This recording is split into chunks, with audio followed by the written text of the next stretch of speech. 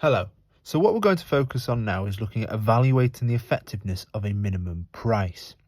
So let's just recap that a minimum price is typically applied to demerit goods in order to correct the market failure associated with them. And obviously we're referring to the overconsumption of demerit goods such as alcohol and cigarettes.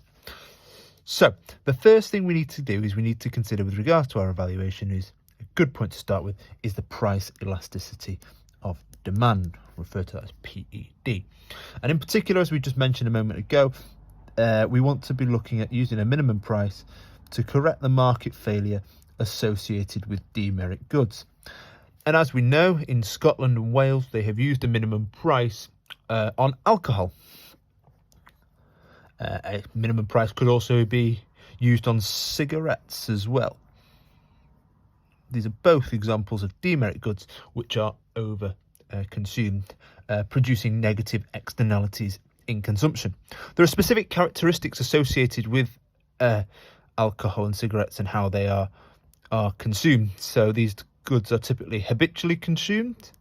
So there is habitual consumption.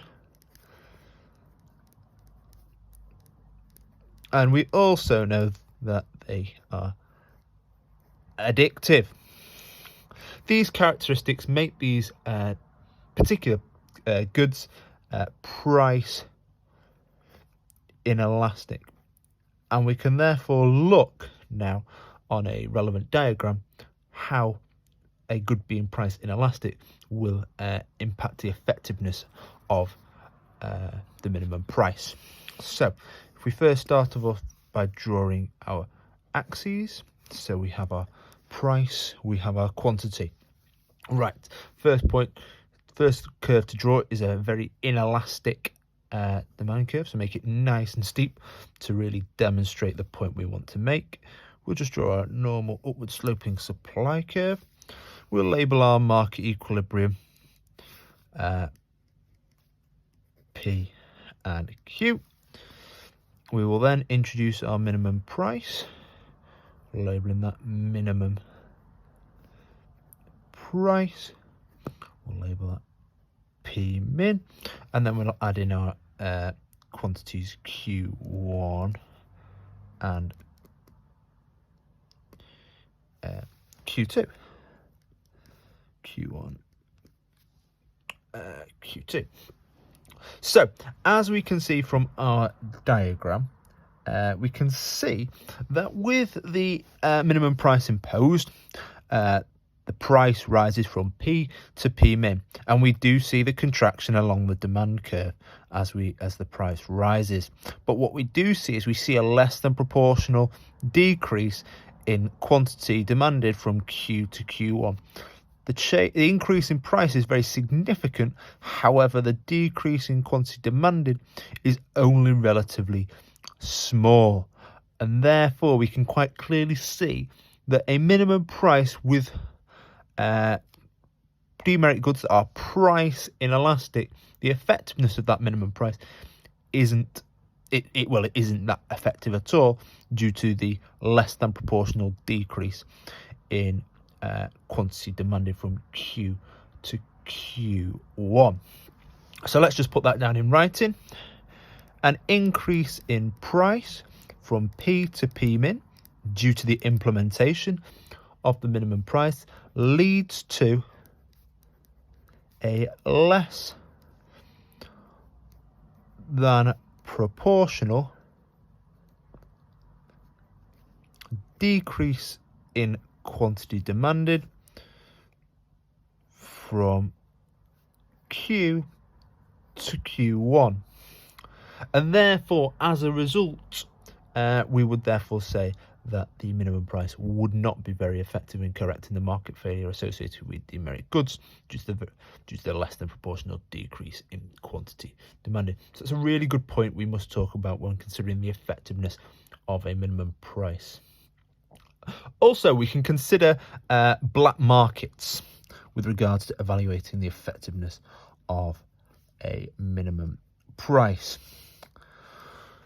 So, as we know with a minimum price, what we have here is the difference between Q1 and Q2 is excess supply.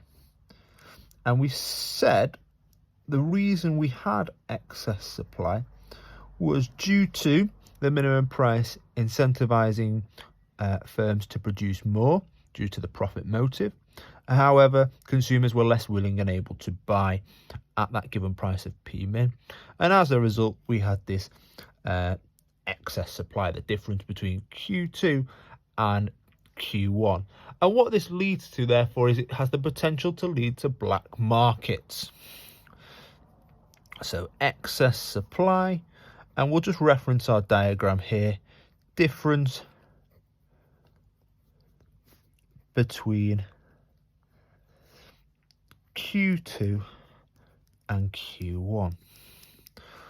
So what may occur then is that we may find that, let's take a good like alcohol, for example. If there's an excess supply of alcohol, we may see this excess supply of alcohol being sold on the black market.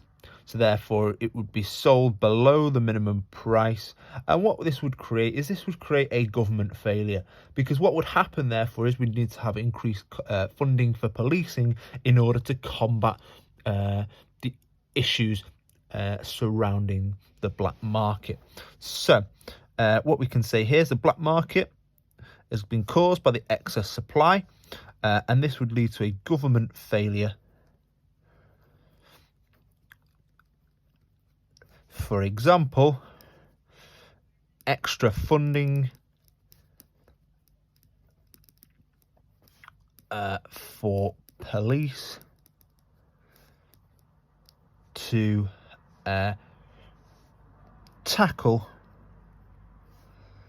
black markets. And the black market we had an example of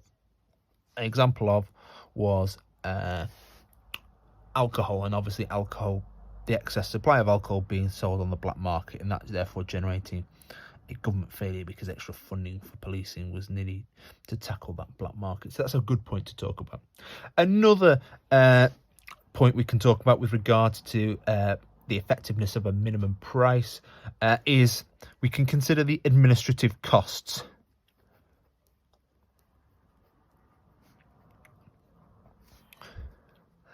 And again, this is another government failure.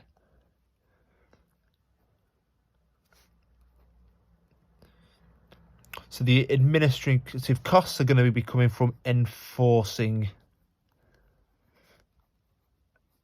the minimum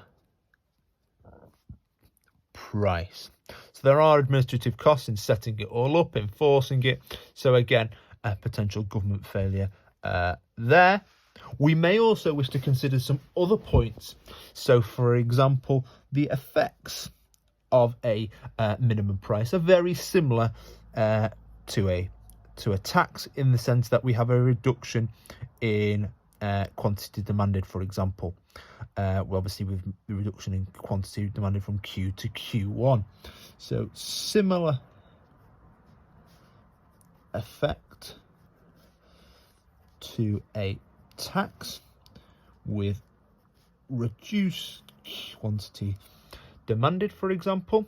However, what we do not generate through a minimum price is we do not generate any tax revenue. So the big issue with the minimum price is there's no tax revenue.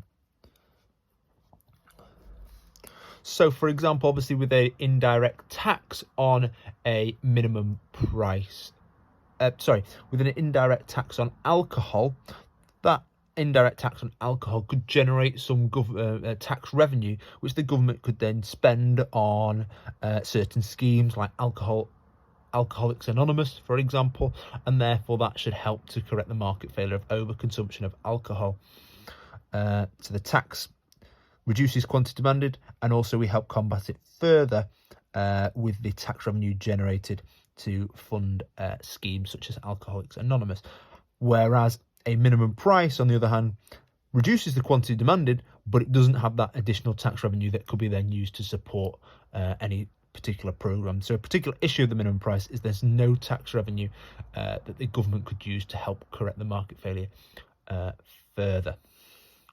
And then finally, more of an equity-based argument that some may argue that a minimum price is inequitable, basically meaning it is not fair. The minimum price is not fair on responsible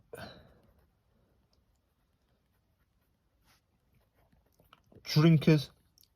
And basically what we're saying there is that obviously the price of the alcohol may rise due to the minimum price, and therefore that would be unfair on people who drink responsibly and don't cause significant external costs on third parties. So that's all we've got time to look at there with regards to evaluating the minimum price. But just to recap, the key points are, when considering the effectiveness of minimum price, consider the PED.